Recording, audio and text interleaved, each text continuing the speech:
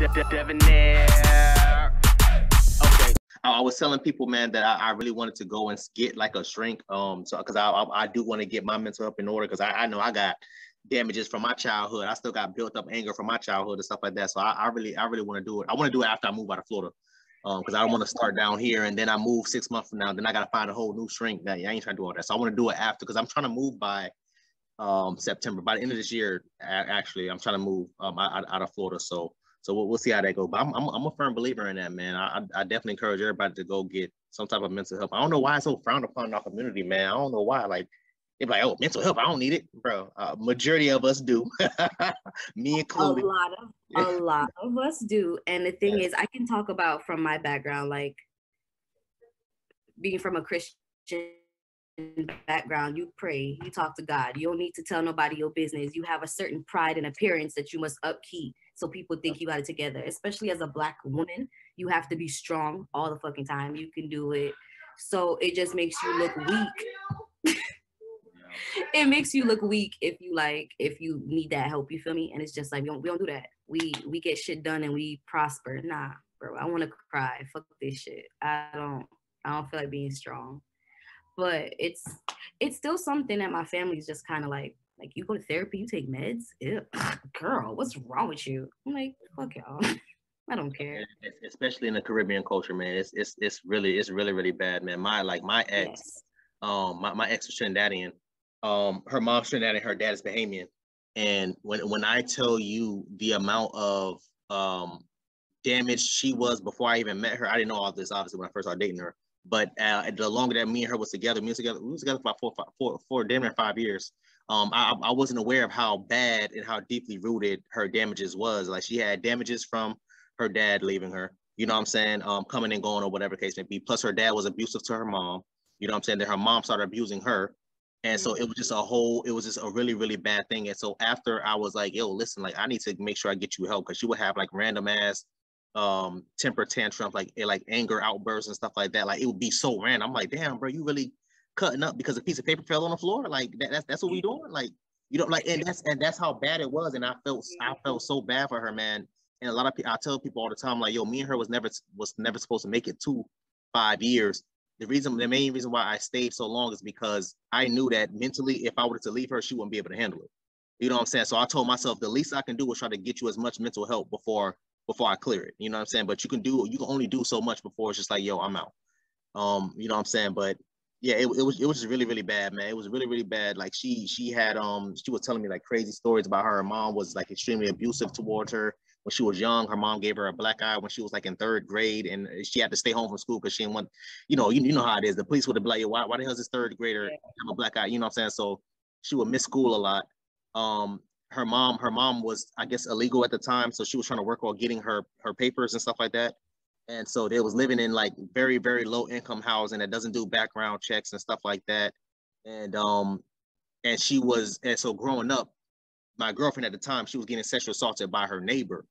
And so she would tell her mom, and her mom wasn't, it was crazy, bro. It was crazy. It was really, really bad. She would tell her mom, but her mom wouldn't say anything because, like, she's like, yo, I'm an illegal, I'm illegal here. So if I call the police and they run my, my ID and all this other thing, they're going to see that, and they're going to deport her. And so that lasted for many years, all the way up until she was, I think it started, like she said, from 13, 14 up until 16, 17, when they finally moved out of the area and stuff like that, man. So it was just like a whole bunch of stuff that was going on. And and like I said, I felt real bad for her. The whole reason why I stayed so long with her was because I was trying to get her help. She refused it each and every day. I set up multiple appointments with like behavioral scientists, behavioral shrinks and stuff like that. Yeah. And she will always no-show them. She'll always, you know what I'm saying? Like, it was just a whole bunch of stuff. And I just got tired, man. I was like, I'm done, man. I'm like mentally drained. I can't take this no more. You out here got me stressing. I'm already skinny. I'm like, damn, you got me losing weight. I'm like, damn, bro. I only weigh 162 now. I back then I was like 150. I got down to like 135, 134, and I'm just like, fuck, bro. I'm already bone. I can't keep losing the damn weight I don't have. You know what I'm saying? So I'm like, I'm done, man. And but now it's bad, man. I really don't have respect for men that damage women like that, whether it's emotionally, physically. financial or whatever. I don't respect men like that, man. Because the few good women that we have left, you shouldn't even be talking to them, number one, if you're not trying to date them seriously. But the least you can do is not, you know, put such a bad imprint on them to the point where she can carry that on to the next relationship. I mean, but then again, people don't know better. Sometimes it's just, so, you know, it's just unconscious. It's just how they were raised, how things happen, and that's just their response. You feel me? So it's kind of hard to just put a lot of blame on them and say these niggas ain't shit. Because I mean, some niggas ain't shit, but you know, some niggas got problems, so it's hard. But I want to hear you, like, from a man view, like getting into relationships and like with mental health, how it is. Like, would you want to get into a relationship with someone who's like has mental After mental health problems? I don't think so, man. After her, nah. And here's the thing: majority of us have some type of mental problem, some type of mental issue, but there's different levels to it. You know what I'm saying? So if on a scale of 1 to 10, if you're like a 7 or 8, it's not gonna happen. You know what I'm saying? But if you're like a 4 or 5, 3, you know what I'm saying? Like, all right, cool, we can do that. I would assume I'm probably on a scale of 1 to 10, I'm around 3 or 4. So if you like 5, 6, that's kind of high, but 7, 8. My ex was on a solid 8, maybe 9. Like she was having like really bad mental breakdown, mental problem. Like I said, her dad was abusing. Her dad didn't abuse her. Her dad physically abused her mom, and then her mom would take it out on the kids. Exactly. You know what I'm saying? And you know, it was just bad, man. It was just really bad. So she was getting abused from the mom. She was getting abused from, you know, other people in her family. She was getting abused from her damn neighbor.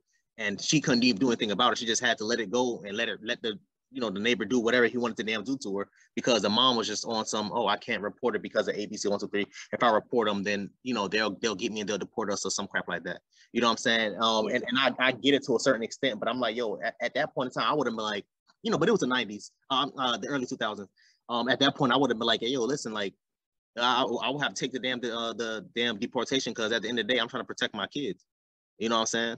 So, but you know, you can't expect everybody else to think that way. So, but to answer your question, it depends on the level. I believe we all have some type of mental problem, some type of mental blockage. But if you up there, like with her, like as bad as her, then it probably it won't work. No. I can't do it. I can't do it again. That's something that, when do you disclose that information? Like on a first date, hi, I have depression, anxiety, and this and that. How about you? Like, how do you tell someone that? I don't see that as bad though. I don't see that as a I mean, yeah, of course it is a mental problem, but I don't see that as like a 5 or a 6. I see that as like a regular 3, 4. Regular people have anxiety and regular people have depression. You know what I'm saying? I don't see that as bad.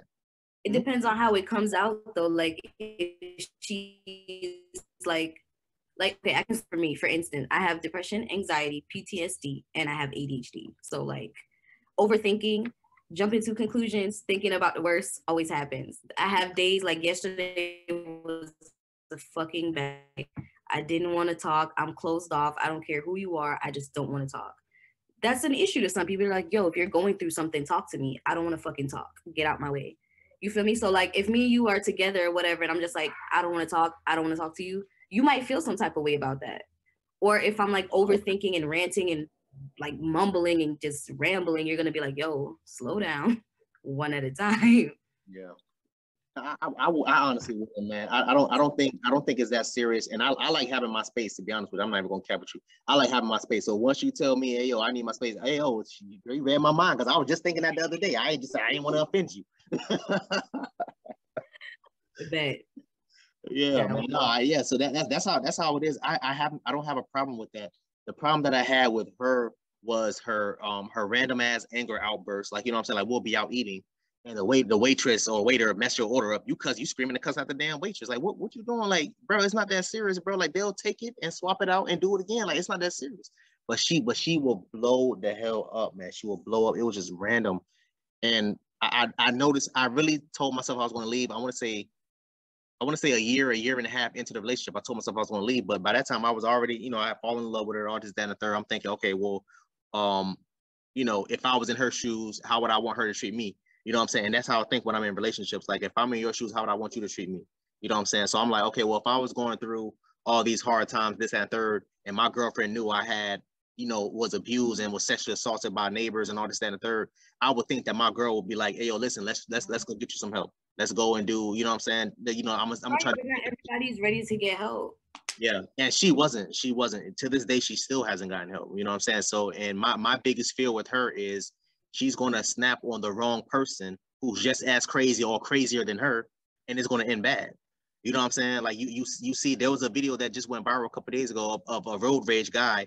Some guy cut him off, and then he opened fire on the damn interstate. On the interstate, open fire. Was that the Uber driver situation or something, right? I don't know if he was an Uber driver, but he was driving a car, and you see him loading the damn gun as the car. Right, he had the dash cam. Yeah, he just started shooting. I'm like, bro, what the? First of all, why would you upload this? You just incriminate your damn self. Stupid. What the hell? Stupid. Bro, but that's how it goes. And he's like, oh, well, he kept cutting me off. Really, bro? Really? Like that, like stuff like that is what I'm talking about. That I can't be with. If I'm with you and you driving, somebody cut me off, and first thing you want to do is start grabbing your gun and start shooting, I know we can't be together. You know what I'm saying? like that, and that's my fear for her. She's gonna be driving or walking or doing whatever. Something's gonna happen, and she's gonna snap on them, and they're gonna be just as crazy, if not crazier than her, and then pull out a knife or a gun and start, you know what I'm saying, start busting at her, and then it's gonna be a wrap. I'm gonna see her on the damn news, and I'm gonna feel some type of way. I'm like, damn, I was with her for damn near 5 years. I tried to get her the mental help the best I could, but it just didn't work out because of whatever damn reason. Like, you know what I'm saying? And and that's it, man. That's it. But me personally, I don't see depression, anxiety, ADHD. I don't see those as a hindrance, in my opinion. I don't see it as a hindrance. You probably will because you live with it. But me personally, right. I want to see it like that. I want to see it as that. You know what I'm saying? To be honest with you, I tried to diagnose her over the phone with the behavioral science, whatever they call it. There's one in Oakland, and they were saying that she's showing traits of not bipolarism. What is it called, man? I can't. Huh? Schizophrenia or borderline. A borderline personality disorder. Yeah, borderline personality disorder. That's what they were saying. She has a. They didn't say she was schizo because I thought she was like schizophrenic because my auntie is schizophrenic. And stuff like that. But they were saying she's showing strong traits of borderline personality disorder.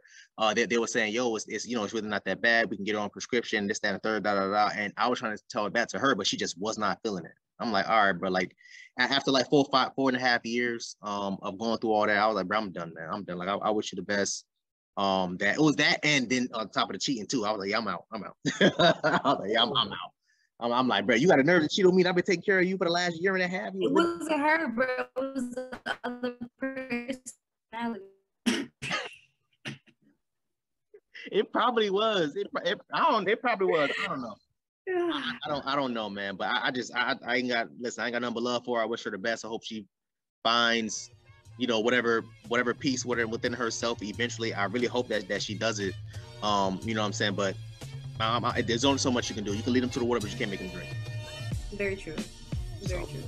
That's why I feel like it's going to be very hard for you to find the woman. I don't want to say the woman of your dreams, but a woman for you to build with and be with, because everyone got trauma. Everyone got their shit. Everyone has a past.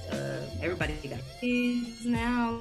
Like, yeah, it's crazy. But I wish you the best. I wish you the best. So egotistic, so cocky, so conceited, cause I'm better than your average. I'm mad sick when I spit that shit. When I spit that flow, she gon' want to catch my drift. Soon as a nigga get some money, they try to spit on it. They ain't put it on this bottle, so they can't sip on this. Don't you try to boost me up, don't try to get on, bitch. Cause I'ma act like I don't know you, nigga, that's real shit. I'm from a place where you get chased with full clips, AKs and that type of shit. By the police, bitch. They quit to throw the seeds on you, so grow away from your kids. I'm just trying to beat the odds.